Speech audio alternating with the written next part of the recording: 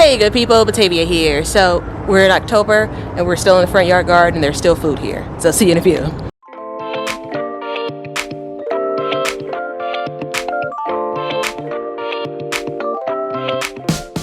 Okie doke, so quick housekeeping items. Thank you to those who like, watch, comment, share, subscribe to Be Better Garden. We appreciate it. If you haven't subscribed already, consider it. And if you do, you can hit the notification bell. You'll be alerted each time I share more #GardenJoy. All right, so last time we were together, we were in the backyard garden. We will link that video. There's so much still growing there. Today we're in the front yard garden, and I want to show you what's happened after our big cleanup from last weekend. Okie doke, so we got the front yard, street side flower bed, and it has had its last hurrah. At the end of September, we had a beautiful flush of hibiscus blooms on all of the plants. We're getting a couple a day on each plant, but it is just about done. And so then we have inside of the front yard garden, and you can actually see things. I know, well, I guess you could see the gates.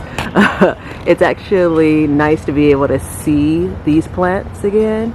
You can see my beans. I'm waiting for them to dry so I can save those. Those are the long yard beans. I think it's kind of cool just to be able to see how large that bean can get to. We are on October the 9th, and so we are about 20 days from our average first frost. I'm in Chicago. I garden in zone 6, and I'm going to go ahead and say it's been unseasonably warm, and so it's my great hope that maybe that first frost date will be extended, but we are preparing the garden, assuming that, you know, it's going to happen at the end of October.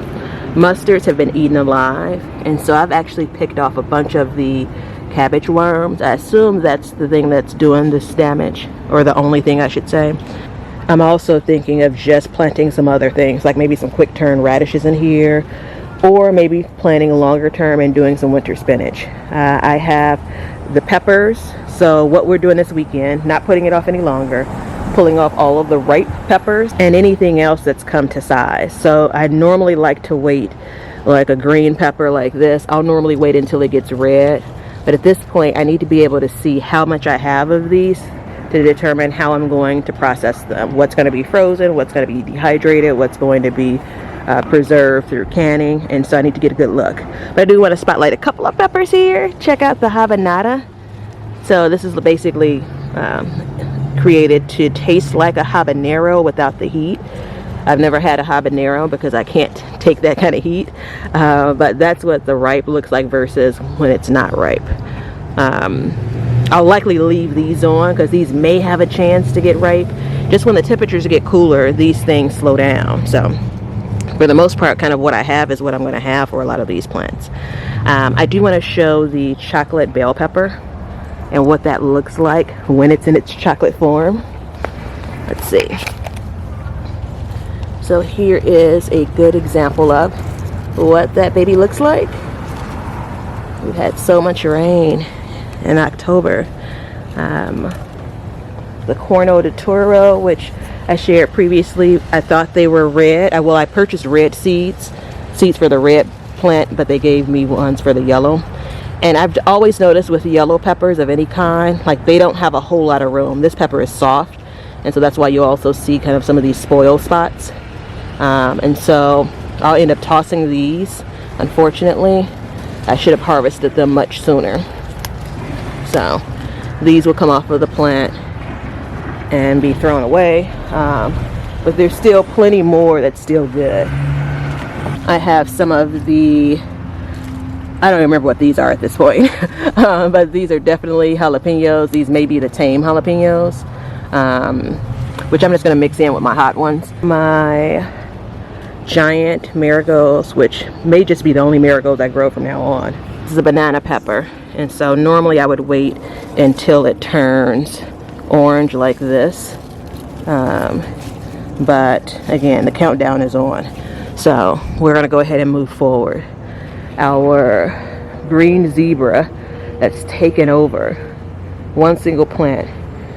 For our green zebras, we're going to pull all of these tomatoes off, and we're going to use them as a salsa, which I'm excited about. And then we have over here the okra that's still growing. I'm harvesting from the porch now, which I love. Our Ford hook chard still looks good. This is from the spring. We have some of the jalapenos that we're going to be harvesting off of the plant. I do have some of these purple Apache peppers, and so I'm likely going to dehydrate these. So these are going to come off the plant as well. Check out, remember the purple bell pepper? I've been looking online. I think these are the variety, maybe like a purple beauty or something, but they ended up producing more, which is cool. But I want to show you what it looks like once it actually gets to like a full ripe state. So this is a second plant, and this is the same pepper. So it was once purple, and here it is. So cool. We still have two eggplants which probably have gotten past their time, but I'm going to take them in and today try to do something with them. There's one more down here somewhere. And then our sweet potatoes, which I'm just hoping to get a handful of days, maybe a week of dry weather. Some new blooms for our eggplant, but they're not going to have time to produce. Our okra over here has gotten so large, I've let it go, but it also won't have time probably to produce seeds. Check out this. Isn't this pretty? Look at the sugar red rush peppers. So these are all being harvested. They look great. Over here we have our Cherokee purple, which I learned this year these are basically prone to cracking, it seems. This is just my assertion. So like this I'm going to throw away. Same thing here. It's unfortunate, but you know, sometimes you got to go through this to learn about a particular vegetable. And so I like the Cherokee purple tomato. I may grow it again, but if I do, I'm definitely going to harvest them early. So I still have a couple that are green. I'm probably going to pull those off the plant just to avoid them from getting to the point of where they start to crack. And again, I did mention we have so much rain here. Like this, I'll go ahead and cut this up today to eat this, because this still is completely edible, although it's cracked. A couple of other things over here. So from this angle, we have some of the dahlias that are still so beautiful. Poblanos, which haven't gotten the size I was hoping they would get, but they're still producing poblanos. I think I'm going to preserve these, roast them, and then preserve them either by freezing them, or I may get them into a pressure canner. I don't want my poblanos to be pickled, so that's the reason why I'm going to do one of those other two methods. Our jalapenos. So again, pulling all of this off, we actually have, I'm pretty certain these are still long Thai. Not that it would have changed, but I'm pretty sure these are long Thai. I don't think I did any cayenne peppers this year. So these may be the paprika peppers. More of the dahlias. And then we have some really, really small jalapenos. There we go. That's more like it.